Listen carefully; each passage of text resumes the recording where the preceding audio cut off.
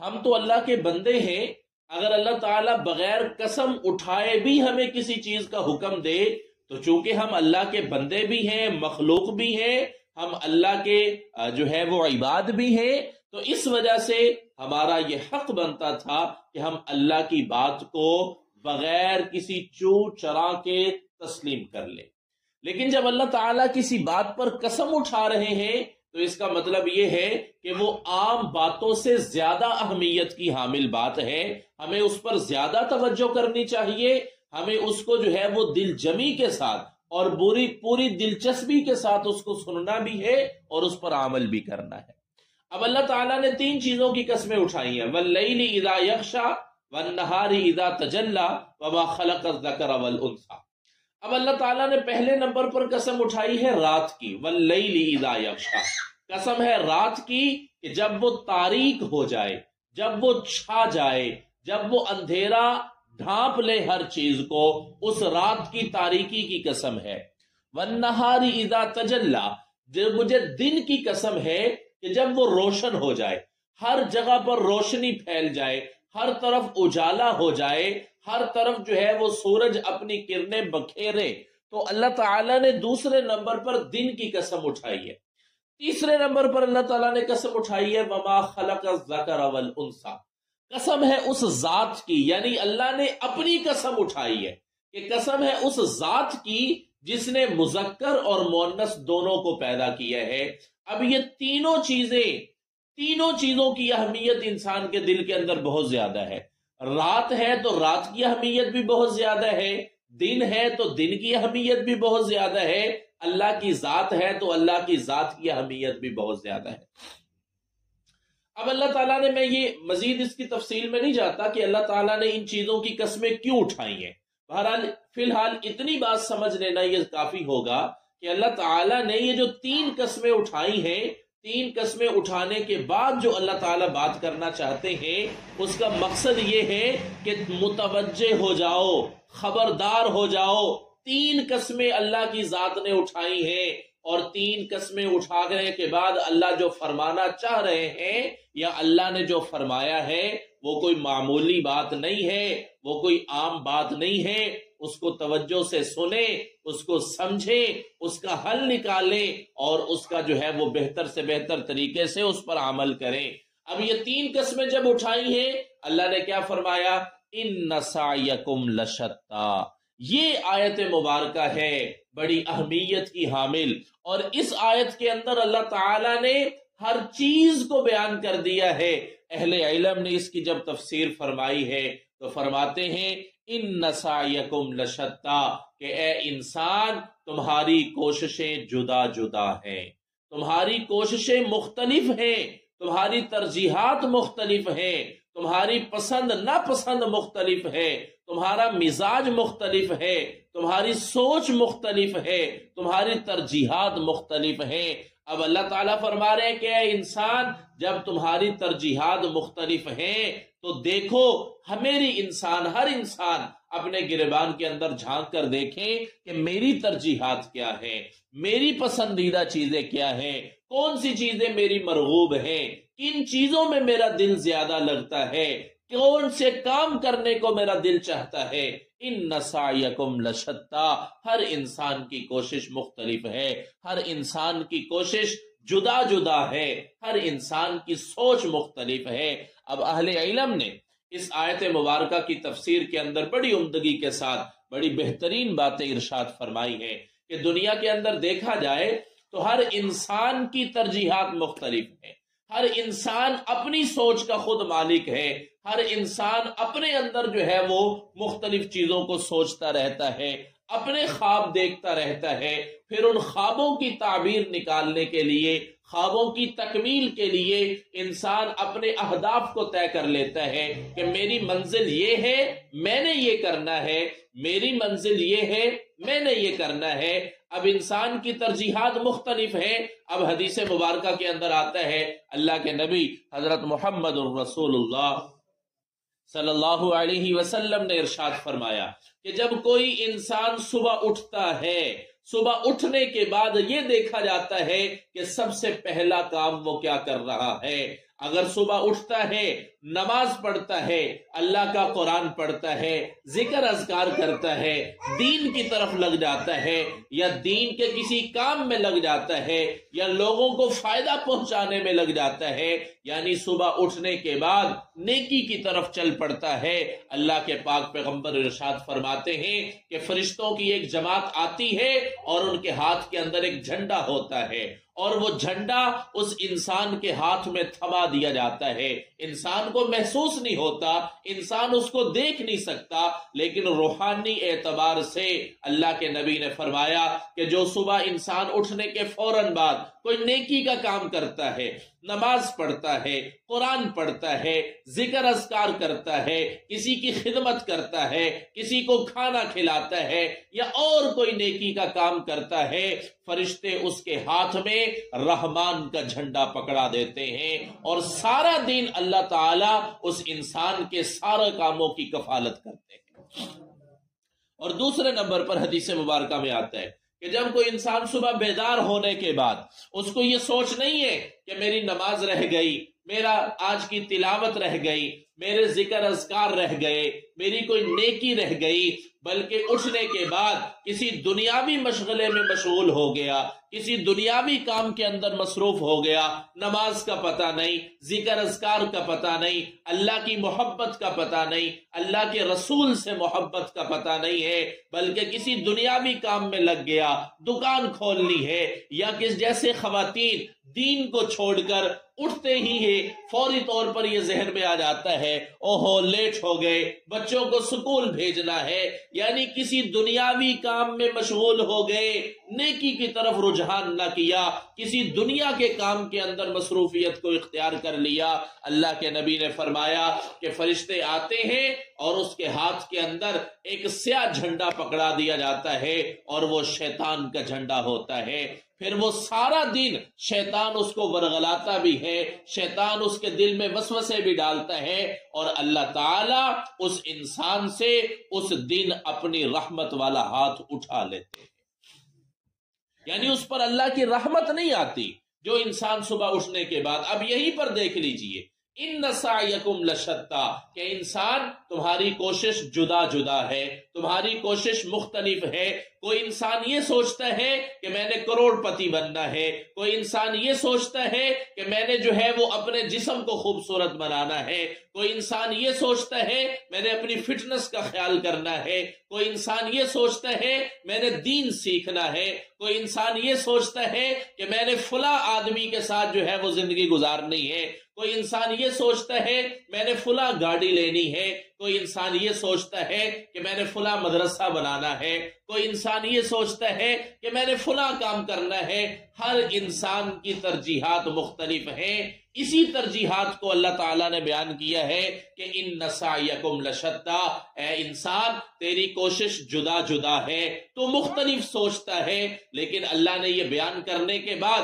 یہ بعد میں مثال دے دی ہے، فَأَمَّا مَنْ أَعْطَى وَاتَّقَى وَصَدَّقَ بِالْحُسْنَى فَسَنُيَسِّرُهُ لِلْيُسْرَى وَأَمَّا مَنْ بَخِلَ وَاسْتَغْنَى وَكَذَّبَ بِالْحُسْنَى فَسَنُيَسِّرُهُ لِلْعُسْرَى کہ اے انسان تمہاری کوششیں جدا جدا ہیں،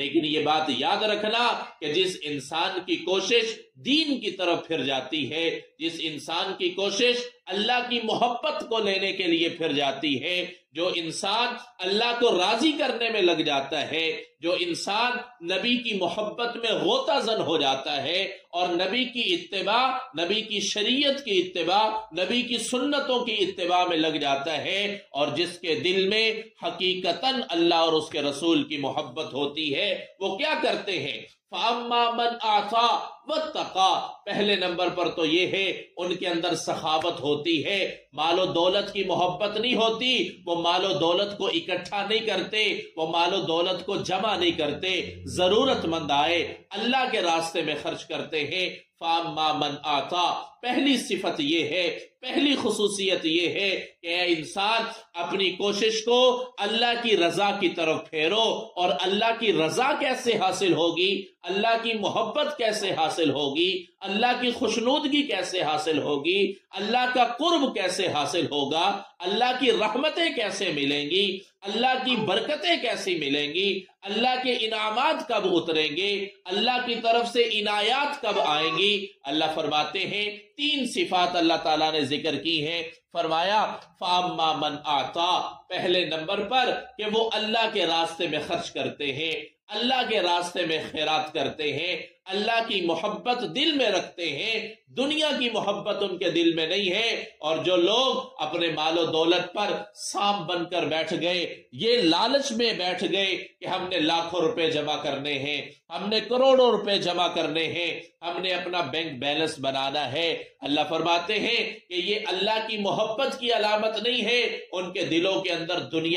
دنیا کی محبت آ چکی ہے۔ بہرحال اللہ کی محبت دل میں پیدا کرنی ہے، پہلا کام یہ کرو فَأَمَّا مَنْ أَعْطَى، اللہ کے راستے میں خرچ کرو، اللہ کے راستے میں عطیہ کرو، لوگوں کو دیا کرو، ضرورت مندوں کو دیا کرو، اللہ کے راستے میں دیا کرو، جو پڑھنے پڑھانے والے ہیں، جو دین کا کام کرنے والے ہیں ان کو دیا کرو۔ فَأَمَّا مَنْ أَعْطَى وَاتَّقَى، دوسرا صفت یہ ہے، دوسرا کام یہ ہے، دوسرا طریقہ یہ ہے جس سے اللہ کی محبت ملتی ہے، جس سے اللہ کی رضا ملتی ہے، جس سے انسان اللہ کی رحمت اور برکتوں کا مستحق بنتا ہے کہ انسان تقوی اختیار کرے۔ تقوی کس چیز کو کہتے ہیں؟ تقوی اس چیز کا نام ہے کہ زندگی کا ہر کام اللہ کی مرضی اور نبی کے طریقے کے مطابق کرنا شروع کر دیا جائے، یہ تقوی ہے۔ ہر نیکی کا کام کر لینا اور ہر گناہ کا کام چھوڑ دینا،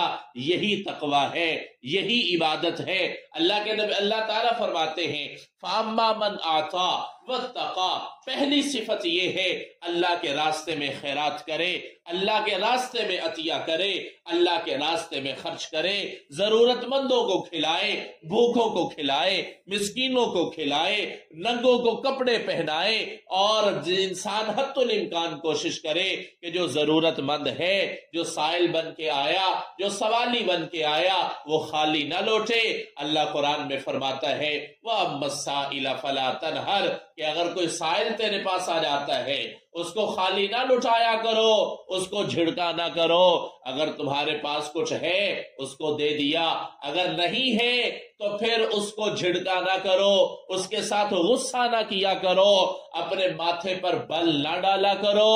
اور اللہ کے راستے میں زیادہ سے زیادہ خرچ کیا کرو، اس سے اللہ کی محبت آئے گی۔ تقوی اختیار کرو۔ تقوی میں نے عرض کیا ہے اللہ کی باتوں کو ماننا، اور اللہ نے جو نیکیوں کا حکم دیا ہے اس نیکی کے کام کو کرنا، اور جو گناہ کا فرمایا ہے اللہ نے جو گناہ پر بیان فرمائے ہیں ان گناہوں کے کاموں سے رک جانا، اسی کا نام تقوی ہے۔ تیسری صفت یہ ہے وَصَدَّقَ بِالْحُسْنَى، نیکی کی بات کی تصدیق کرنا، نیکی کی بات کو قبول کرنا۔ جب کوئی بھی دین کی بات سنائے دل میں اس کو اہمیت دی جائے، جب کوئی بھی اللہ اور اس کے رسول کی بات سنائے توجہ سے سنا جائے، اس کو مانا جائے، اس پر عمل کیا جائے۔ وَصَدَّقَ بِالْحُسْنَى، جو نیکی کی تصدیق کرتا ہے، نیک بات کی تصدیق کرتا ہے، اچھی بات کو مان لیتا ہے اور نیکی پر عمل کرتا ہے۔ یہ 3 صفات اللہ تعالیٰ بیان فرماتے ہیں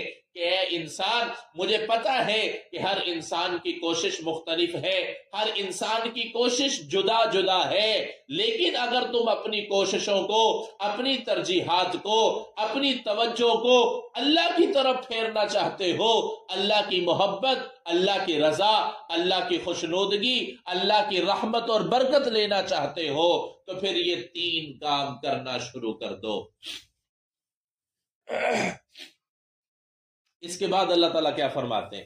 فَسَنُيَسِّرُهُ لِلْيُسْرَى، کہ جو انسان یہ 3 کام کر لیتا ہے، اللہ کے راستے میں خیرات کرتا ہے، تقوی اختیار کرتا ہے اور نیکی کی بات کی تصدیق کرتا ہے، اللہ فرماتا ہے فَسَنُيَسِّرُهُ لِلْيُسْرَى، ہم اس کے لیے آسانیوں کے دروازے کھول دیتے ہیں، आसानियां ही आसानियां हैं। जहां पर इंसान को कोई मुश्किल पेश आने लगती है, अल्लाह आसानी को भेज देते हैं। हर काम उसके लिए आसान कर दिया जाता है। रोजी कमाना आसान है, घर का काम काज करना आसान है, औलाद की तरबियत करना आसान है, रिश्तेदारों से सिला रहमी करना आसान है। यानी दुनिया का हर काम अल्लाह उसके लिए आसान कर देते हैं। ये अल्लाह खुद कुरान में फरमा रहे हैं, फसनुयस्सिरुहु लिलयुस्रा, हम उसके लिए सारे काम आसान कर देते हैं। और इसके बरखिलाफ जो इंसान अपनी कोशिशें, अपनी तरजीहात, अपनी सोच, अपने ख्वाब अल्लाह की तरफ नहीं फेरते, अल्लाह की मोहब्बत की तरफ नहीं फेरते, बल्कि शैतान की तरफ, दुनिया की तरफ, दुनिया के मालो दौलत की तरफ, दुनिया के जाहो जला की तरफ और दुनिया के बैंक बैलेंस की तरफ, दुनिया में कोठियां, महल्लात और बंगले बनाने की तरफ, गाड़ियां बनाने की तरफ जो लोग अपनी तरजीहात को फेर लेते हैं, उनके अंदर ये 3 अलामतें होती हैं। पहली अलामत कुरान ने यह बयान की है, वह अम्मा मम बखिला, पहले नंबर पर वो बुखल करते हैं, बुखल करते हैं, बखील बन जाते हैं। अल्लाह के रास्ते में खर्च करने की तौफीक नहीं मिलती, या खर्च करते हैं लेकिन बहुत कम खर्च करते हैं,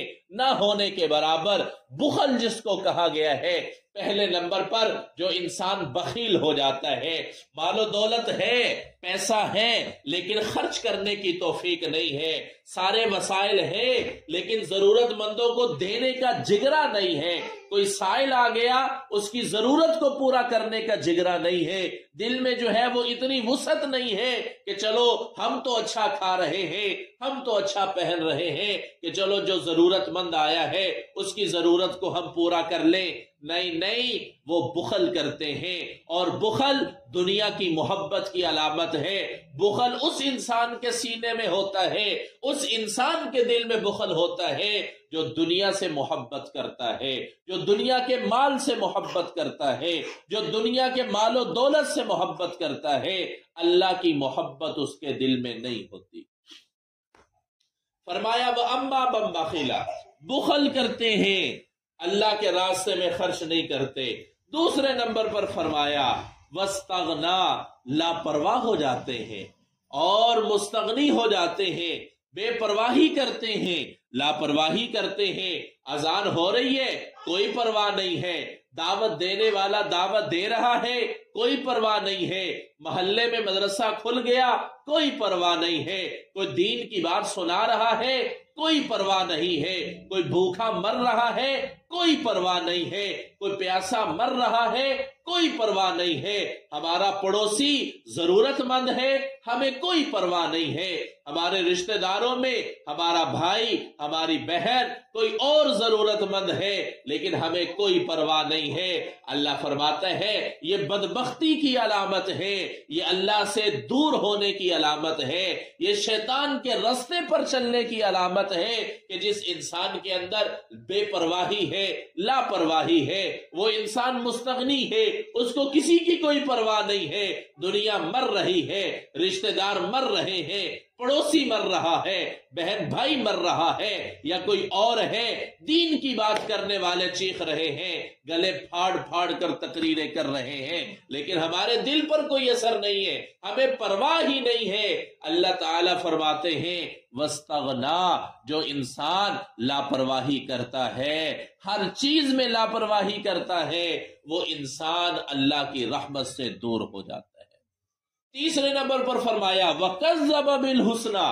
नेकी की बात को झुठलाता है। यानी अगर कोई नमाज का कहता है तो कहता है जा जा तू अपनी जाके नमाज पढ़, मैं अपनी पढ़नी है, तू अपना हिसाब देना है, मैं अपना हिसाब देना है। कोई कहता है कि आओ आकर कुरान सीख लो, तो वो कहता है कि जा जा तू अपना कुरान जाके ठीक कर, मेरा ठीक है। यानी नेकी की बात को जुठला दिया, नेकी की बात को कबूल ना किया, नेकी की दावत को कबूल ना किया, नेकी की बात पर अमल ना किया, बल्कि उसको जुठला दिया। ये 3 काम जिस इंसान के अंदर है, उस इंसान के दिल में अल्लाह और उसके रसूल की मोहब्बत नहीं है, उस इंसान के दिल में दुनिया की मोहब्बत है। वो دنیا کا مال و دولت اکٹھا کرنا چاہتا ہے اور جس کے اندر یہ 3 علامتیں ہیں، وَأَمَّا مَن بَخِلَ بخل کرتا ہے، وَاسْتَغْنَى لاپرواہی کرتا ہے، وَكَذَّبَ بِالْحُسْنَى اور نیکی کی بات کو جھٹلاتا ہے، اللہ کہتے ہیں فَسَنُيَسِّرُهُ لِلْعُسْرَى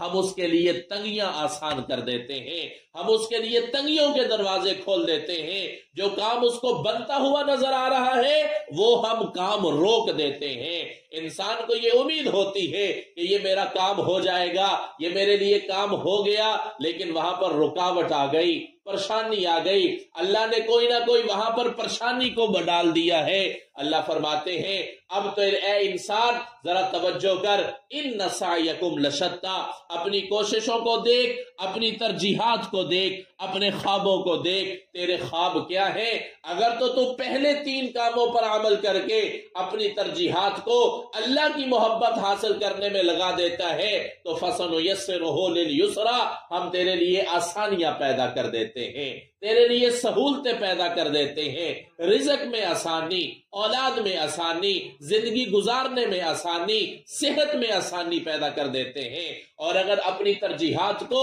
اللہ اور اس کے رسول کی طرف نہیں پھیرتے ہو، آخرت کی طرف نہیں پھیرتے ہو، اللہ کی محبت حاصل نہیں کرتے ہو، دنیا کی طرف اگر تم نے اپنی ترجیحات کو پھیر لیا، دنیا کی محبت اپنے دل میں بٹھا لی، دنیا کی وجاہت اپنے دل میں بٹھا لی، دنیا کی عزت اپنے دل میں بٹھا لی اور بخل کیا، لاپرواہی کی اور نیکی کی بات کو قبول نہ کیا بلکہ نیکی کی بات کو جھٹلا دیا، اللہ کہتے ہیں ہم اس کے لیے تنگیاں پیدا کر دیتے ہیں، موڑ موڑ پر تنگی پیدا ہوگی، ہر قدم پر اس کو تنگی کا سامنا کرنا پڑے گا، پریشانی کا سامنا کرنا پڑے گا۔ اب ذرا یہ سوچئے کہ جب اللہ یہ کہہ رہے ہیں کہ میں اس انسان کے لیے آسانیاں پیدا کروں گا، ہمارا ایمان یہ ہے کہ ساری دنیا لگ جائے ایک انسان کو نقصان پہنچانے کے لیے یا ایک انسان کو مارنا چاہتی ہو، لیکن میرا رب اس کو فائدہ پہنچانا چاہتا ہو، میرا رب اس کو زندہ رکھنا چاہتا ہو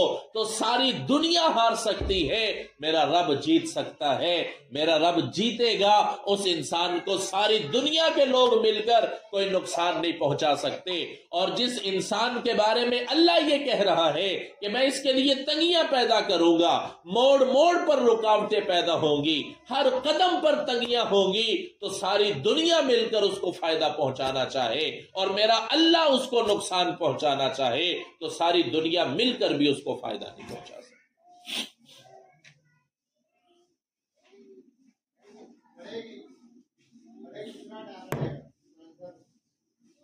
اب فیصلہ ہم نے خود کرنا ہے، اللہ نے تو دونوں راستے دکھا دیے اور یہ کہہ دیا ان سعیکم لشتی، انسان تیری کوششیں جدا جدا ہے، لیکن عقل مند انسان وہ ہے جو اپنی ترجیحات کو، اپنی سوچ کو، اپنے خوابوں کو اللہ اور اس کے رسول کی طرف پھیرتے ہوئے نیکی کا راستہ اختیار کر لیتا ہے، اللہ کی رضا کا راستہ اختیار کر لیتا ہے، جنت کا راستہ اختیار کر لیتا ہے۔ اور یہ بات یاد رکھیے گا، یہ دنیا کی محبت یہ بالکل عارضی ہے، یہ دنیا کی عزت بالکل عارضی ہے، یہ دنیا کا مال و دولت بالکل عارضی ہے۔ صرف ایک حدیث بیان کر کے بات ختم کرنے لگا ہوں۔ اللہ کے نبی حضرت محمد الرسول اللہ صلی اللہ علیہ وسلم نے ارشاد فرمایا، صحابہ کرام بیٹھے ہوئے تھے، اللہ کے نبی نے فرمایا، اللہ کے نبی مثال دیتے ہوئے فرمانے لگے کہ اے میرے صحابہ، ایک آدمی ہے وہ مرنے والا ہے، اس کا آخری وقت ہے، تو اس کے 3 بھائی ہیں، تو مجھے ذرا بتائیے گا ان تینوں میں سے کون سا بھائی اس کے لیے فائدہ مند ہے اور مخلص ہے؟ صحابہ کرام سن رہے تھے، اللہ کے نبی نے فرمایا کہ ایک آدمی مر رہا ہے، اس کے 3 بھائی ہیں، وہ اپنے ایک بھائی کو بلاتا ہے اور کہتا ہے کہ دیکھو ہم دنیا میں اکٹھے رہے، ہم نے زندگی گزاری، دکھ درد کے اندر ایک دوسرے میں شریک رہے، خوشیاں اور غمیاں ہم نے اکٹھی گزاری ہیں، اب میرا آخری وقت آ رہا ہے، بتا تو میرے لیے کیا کرے گا، تیرے جذبات میرے بارے میں کیا ہیں، تو میرے بارے میں کیا سوچتا ہے، تیرے دل کے اندر میرے بارے میں کیا ارمان ہے۔ وہ پہلا بھائی یہ کہتا ہے کہ میرا اور تیرا رشتہ بڑا اچھا رشتہ گزرا ہے، بڑا اچھا وقت گزرا ہے، لہذا تیرا آخری وقت ہے، جب تک تیری سانسیں چل رہی ہیں، جب تک تیرے دل کی دھڑکن ہے، جب تک تیرے رگوں میں خون چل رہا ہے، جب تک سانس کی لڑی چل رہی ہے، میں تب تک تیرے کام آؤں گا۔ تو اگر کہے دوا لانے کے لیے، میں تیرے لیے دوا لے کر آؤں گا، اگر تو کوئی اور ضرورت کا کہتا ہے میں وہ تیری ضرورت پورا کروں گا، لیکن میرا اور تیرا تعلق تب تک ہے جب تک تیری آنکھیں کھلی ہیں، جب تک دل کی دھڑکن ہے، جب تک سانسیں چل رہی ہیں۔ جب سانسیں بند ہو گئی، دل دھڑکنا بند ہو گیا، تیری آنکھیں بند ہو گئی، تیرا راستہ الگ ہو گیا، میرا راستہ الگ ہو گیا، تو تیری منزل کوئی اور ہے، میری منزل کوئی اور ہے۔ پھر اللہ کے نبی نے فرمایا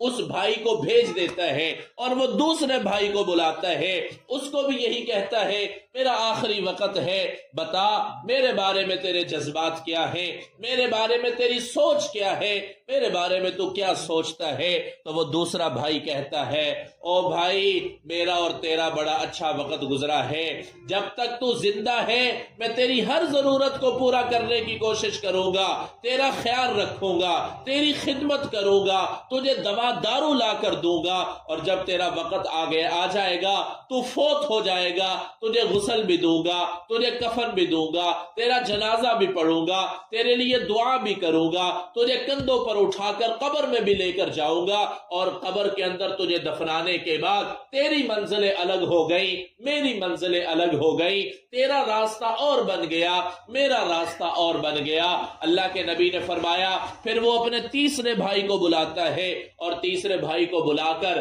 اس سے بھی یہی سوال کرتا ہے میرا آخری وقت ہے، بتا میرے بارے میں تیرے جذبات کیا ہیں، تو کیا سوچتا ہے۔ وہ کہتا ہے بھائی دنیا کے اندر ہم نے بڑا اچھا وقت گزارا ہے، تو نے میرا خیال کیا، میں نے تیرا خیال کیا، جب تک تو زندہ ہے میں تیرے ساتھ ہوں، جب تو فوت ہو جائے گا جنازے میں تیرے ساتھ، کفن دفن میں تیرے ساتھ، قبر میں تیرے ساتھ، جب لوگ قبر کے اندر تجھے دفنا کر واپس چلے جائیں گے میں قبر میں بھی تیرے ساتھ رہوں گا، قبر کی تاریکیوں کے اندر بھی میں تجھے تنہا نہیں چھوڑوں گا، قبر کے اندر بھی میں تیرا ساتھ دوں گا۔ اللہ کے نبی نے صحابہ سے پوچھا اے میرے صحابہ ان تینوں میں سے سب سے بہترین بھائی کون سا ہے؟ کون سے والا ہے جی؟ کون سے والا؟ تیسرا ہے۔ جب صحابہ نے بھی یہی کہا یا رسول اللہ جو تیسرا بھائی ہے وہ تو بہترین ہے، اس کی محبت تو لاجواب ہے، اس کی رفاقت تو بے مثال ہے، اس کا ساتھ تو ایسا ساتھ کسی کا نہیں ہے۔ اللہ کے نبی نے فرمایا اے میرے صحابہ پھر کان کھول لو، دل کی کھڑکیاں کھول کر اپنے دل کی تختیوں پر یہ لکھ لو کہ یہ جو پہلا بھائی تھا نا یہ انسان کی مال و دولت ہے، انسان کا پیسہ ہے، انسان کی جائیداد ہے، جس کے لیے انسان ساری زندگی مرتا کھپتا ہے، جس کے لیے انسان ساری زندگی اللہ کے احکامات سے بغاوت کر لیتا ہے۔ یہ مال و دولت یہ تب تک تمہارے کام آئے گا جب تک تمہاری زندگی ہے، جب تم مرو گے یہی مال و دولت وراثت میں چلا جائے گا، کسی اور کے ہاتھوں میں چلا جائے گا۔ سکندر بادشاہ تھا، 4 بادشاہ ایسے گزرے ہیں جنہوں نے پوری دنیا پر حکومت کی ہے، ان میں سے ایک سکندر تھا۔ جب سکندر مرا تو اس نے یہ وصیت کی تھی کہ میرے دونوں ہاتھ میرے کفن سے باہر نکال کے رکھ دینا تاکہ لوگ دیکھیں تو ان دیکھنے والوں کو یہ عبرت ہو جائے کہ یہ دنیا کا بادشاہ ساری دنیا پر حکمرانی کرنے والا جب اس دنیا سے گیا ہے تو اس کے دونوں ہاتھ خالی ہیں، اس کے دونوں ہاتھ خالی ہیں۔ اللہ کے نبی نے فرمایا یہ پہلا بھائی انسان کی مال و دولت ہے، انسان کی عزت ہے، انسان کا عہدہ ہے، انسان کا بینک بیلنس ہے، انسان کی جائیداد ہے، یہ تب تک تمہارے ساتھ ہے یا تب تک تم اس سے فائدہ لے سکتے ہو جب تک تمہاری زندگی چل رہی ہے، جب تک تم زندہ ہو۔ پھر اللہ کے نبی نے فرمایا کہ یہ جو دوسرا بھائی ہے فرمایا یہ دوسرا بھائی انسان کے رشتہ دار، انسان کی اولاد، انسان کی بیوی، اگر بیوی ہے تو انسان کا خاوند، انسان کے بہن بھائی، انسان کے عزیز و اقارب ہیں کہ جب تک انسان زندہ رہتا ہے اٹھاتے ہیں، ہاسپٹل بھی لے کے جاتے ہیں، دوائی دارو کا بھی بندوبست کرتے ہیں، اخراجات بھی اٹھاتے ہیں، خدمت بھی کرتے ہیں۔ جب انسان مر جاتا ہے، مرنے کے بعد غسل دیتے ہیں، کفن پہناتے ہیں، جنازہ پڑھتے ہیں، جنازہ پڑھنے کے بعد قبر میں چھوڑ کر واپس آ جاتے ہیں۔ دنیا کی تاریخ میں کوئی بھی ایسا رشتہ نہیں ہے، کوئی میاں بیوی ایسے نہیں ہے کہ اگر بیوی مر گئی تو خاوند نے یہ کہا ہو کہ مجھے اس کے ساتھ زندہ دفنا دو، باپ مر گیا ہو تو بیٹوں نے کہا ہو کہ مجھے اپنے باپ کے ساتھ دفنا دو، ماں مر گئی ہو تو اولاد نے کہا ہو کہ میری ماں جا رہی ہے لہذا میں بھی اپنی ماں کے ساتھ جانا چاہتا ہوں، مجھے بھی قبر کے اندر دفن کر دو۔ کوئی نہیں کہتا، کوئی نہیں کہتا۔ اللہ کے نبی نے فرمایا قبر میں اتارنے کے بعد یہ رشتہ دار، یہ بہن بھائی، یہ اولاد، یہ میاں بیوی کا رشتہ، یہ سارے کے سارے واپس آ جاتے ہیں۔ انسان نے آگے خود اکیلے سفر کرنا ہے، انسان کا راستہ جدا ہو گیا، انسان کی منزل جدا ہو گئی۔ تیسرے نمبر پر اللہ کے نبی نے فرمایا کہ جو بھائی آخری ہے جس نے یہ کہا تھا کہ میں دنیا میں بھی تیرا ساتھ نہیں چھوڑوں گا، قبر میں بھی تیرا ساتھ نہیں چھوڑوں گا، حشر میں بھی تیرا ساتھ نہیں چھوڑوں گا، وہ اللہ کے نبی نے فرمایا یہ انسان کی نیکیاں ہیں، یہ انسان کے نیک اعمال ہیں، یہ انسان کی نمازیں ہیں، یہ انسان کی نفل نمازیں ہیں، یہ انسان کے روزے ہیں، یہ انسان کا صدقہ اور خیرات ہے، یہ انسان کا تقوی ہے، یہ انسان کی نیکیاں ہیں جو قبر کے اندر بھی انسان کو اکیلے نہیں چھوڑیں گی۔ بلکہ حدیث مبارکہ میں آتا ہے اللہ کے نبی نے فرمایا کہ انسان کو جب قبر میں رکھا جائے گا اگر کوئی گناہ بھی ہو گئے انسان میں تو عذاب کے فرشتے جب عذاب دینے کے لیے آئیں گے تو ایک بڑا خوبصورت چہرے والا انسان ان فرشتوں کے سامنے آ جائے گا۔ اگر وہ دائیں طرف سے آئیں گے تو وہ دائیں طرف، اگر وہ بائیں طرف سے آئیں گے تو وہ بائیں طرف، الغرض چاروں طرف سے وہ تمہارا دفاع کرے گا۔ بالآخر وہ عذاب والے فرشتے واپس چلے جائیں گے تو یہ قبر والا اس سے پوچھے گا بڑا خوبصورت انسان ہے تو، آج سے پہلے تو میں نے تجھے نہیں دیکھا، تو کون ہے؟ مجھے کیوں عذاب سے بچا رہا تھا؟ مجھے کیوں ان فرشتوں سے بچا رہا تھا؟ تو وہ یہ کہتا ہے، ایک روایت کے اندر تو مطلقاً آتا ہے کہ وہ انسان کے نیک اعمال ہوں گے، وہ یہ جواب دے گا کہ میں تیری نیکیاں ہو، اور ایک روایت کے اندر یہ آتا ہے کہ جو انسان روزانہ عشاء کی نماز کے بعد سورہ ملک کی تلاوت کرتا ہے تو اس انسان پر اللہ تعالی قبر کا عذاب ہٹا لیتے ہیں۔ اب فیصلہ آپ کے ہاتھ میں ہے، انسان کی ترجیحات تو مختلف ہے، اگر ہم اپنی ترجیحات کو اللہ اور اس کے رسول کی طرف پھیر دیں گے، اگر ہم اپنی ترجیحات کو آخرت کی طرف پھیر دیں گے، پہلے نمبر پر تو اللہ نے فرمایا فَسَنُيَسِّرُهُ لِلْيُسْرَىٰ، ہم دنیا میں ہر کام اس کے لیے آسان کر دیں گے، اور آخرت کے اندر اس کے لیے جنت الفردوس ہوگی، اور قبر اس کے لیے کشادہ کر دی جائے گی، نامہ اعمال اس کو دائیں ہاتھ میں دے دیا جائے گا، اللہ کے نبی کی اس کو شفاعت نصیب ہوگی، اللہ کے نبی کے ہاتھوں اس کو جام کوثر دیا جائے گا، حوض کوثر پر وہ نبی کے ہاتھوں سے کوثر کا پانی پیے گا۔ اور جو انسان اپنی ترجیحات دنیا بنا لیتا ہے، جو انسان اللہ کی محبت کی بجائے دنیا کی محبت اپنے دل میں لے آتا ہے، یہ انسان اللہ فرماتے ہیں فَسَنُيَسِّرُهُ لِلْعُسْرَىٰ، ہم اس کے لیے تنگیاں پیدا کرتے ہیں، رکاوٹیں پیدا کرتے ہیں، مشکلات پیدا کر دیتے ہیں، پریشانیاں، مصیبتیں، بیماریاں، مختلف طرح کی آزمائشوں میں اس کو مبتلا کر دیتے ہیں۔ اب فیصلہ آپ کے ہاتھ میں ہے، اور یہ اللہ نے 3 قسمیں اٹھا کر کہا ہے إِنَّ سَعْيَكُمْ لَشَتَّىٰ، اے انسان تیری کوشش جدا جدا ہے، اپنی کوششوں کو، اپنی ترجیحات کو اللہ اور اس کے رسول کی طرف پھیر لیجئے۔ خدا کی قسم دنیا میں بھی سرخرو ہو جائیں گے، قبر میں بھی سرخرو ہو جائیں گے، اور آخرت کے اندر بھی سرخرو ہو جائیں گے، ورنہ پچھتاوا ہی پچھتاوا ہے، ورنہ عذاب ہی عذاب ہے، ورنہ ذلت ہی ذلت ہے، ورنہ پریشانی ہی پریشانی ہے۔ اللہ تعالیٰ کی ذات سے دعا ہے اللہ تعالیٰ ہم سب کو جو کچھ کہا سنا عمل کی توفیق عطا فرمائے۔ وآخر دعوانا ان الحمد للہ رب العالمین۔